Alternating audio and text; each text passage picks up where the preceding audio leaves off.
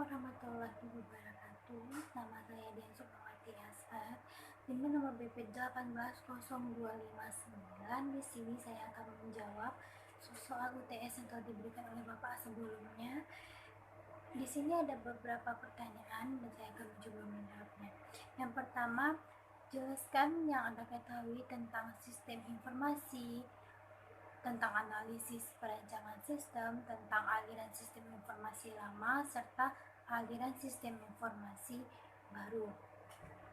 Aliran sistem informasi yaitu suatu sistem yang menyediakan informasi untuk manajemen dalam mengambil keputusan dan juga untuk menjalankan operasional perusahaan, di mana sistem tersebut merupakan kombinasi dari orang-orang, organisasi, ataupun teknologi informasi dan prosedur-prosedur yang terorganisasi. Biasanya suatu perusahaan atau badan usaha menyediakan semacam informasi yang berguna bagi manajemennya. Sedangkan analisis perencanaan sistem yaitu proses penguraian suatu pokok dan menyelidiki keadaan yang sebenarnya dari sebuah entitas atau guna mencari indikasi komponen dan unsur-unsur penting dalam membangun sebuah sistem informasi. Aliran sistem informasi lama. Aliran sistem informasi lama yaitu aliran sistem informasi yang masih menggunakan aliran manual. Sedangkan aliran sistem informasi baru yaitu aliran sistem informasi yang sudah menggunakan komputerisasi sebagai alat bantunya. Kedua, sebutkan dan jelaskan apa saja alat bantu dalam merancang sistem informasi serta jelaskan simbol-simbol yang apa saja yang digunakan. Alat bantu dalam merancang sistem informasi ada 3, yaitu pertama ASI, aliran sistem informasi. Ini sangat berguna untuk mengetahui permasalahan yang ada pada suatu sistem, dan di sini kita dapat mengetahui apakah sistem tersebut masih layak dipakai atau tidak, masih manual atau sudah terkomputerisasi. Yang kedua itu konteks diagram. Konteks diagram yaitu gambaran umum tentang suatu sistem yang terdapat di dalam suatu organisasi yang memperlihatkan batasan sistem dan adanya interaksi antara external entity dengan suatu sistem dan informasi secara umum mengalir di antara entity dan sistem. Dan ketiga yaitu ada data flow diagram atau DFD, merupakan gambaran sistem secara logika yang tidak tergantung pada perangkat keras lunak, struktur data maupun organisasi file.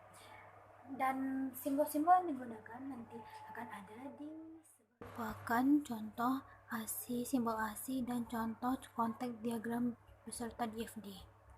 Pertanyaan ketiga, jelaskan bagaimana langkah-langkah yang dilakukan seorang analis untuk merancang sebuah sistem informasi. Yang dilakukan yaitu yang pertama perencanaan. Membuat semua rencana yang berkaitan dengan proyek sistem informasi yang akan dilakukan. Dan yang kedua itu menganalisa. Setelah perencanaan selesai, maka kita melakukan analisa atau workflow sistem informasi yang sedang berjalan dan mengidentifikasi apakah sudah efisien dan sesuai dengan standar tertentu. Dan yang ketiga itu desain. Setelah proses analisis selesai, kita membuat desain. Desain ini merupakan langkah yang sangat penting dalam siklus SDLC karena ini menentukan fondasi sistem informasi. Yang keempat itu pengembangan. Pekerjaan pada saat ini adalah pemrograman, yaitu pekerjaan menulis dalam program komputer dengan bahasa pemrograman berdasarkan algoritma dan logika tertentu. Yang menulis ini disebut dengan programmer. Yang kelima itu testing. Semuanya harus menguji mutu sistem informasi terlebih dahulu agar bisa mengidentifikasi ketidaksesuaian hasil sebuah sistem informasi dengan hasil yang diharapkan. Yang keenam itu implementasi, yaitu proses untuk menerapkan informasi yang telah dibangun agar user menggunakannya atau menggantikannya sistem informasi yang lama. Yang ketujuh, ini adalah yang terakhir, pengoperasian dan pemeliharaan. Langkah paling akhir adalah pengoperasian dan pemeliharaan. Selama sistem informasi beroperasi, terdapat beberapa pekerjaan rutin yang perlu dilakukan terhadap sistem informasi.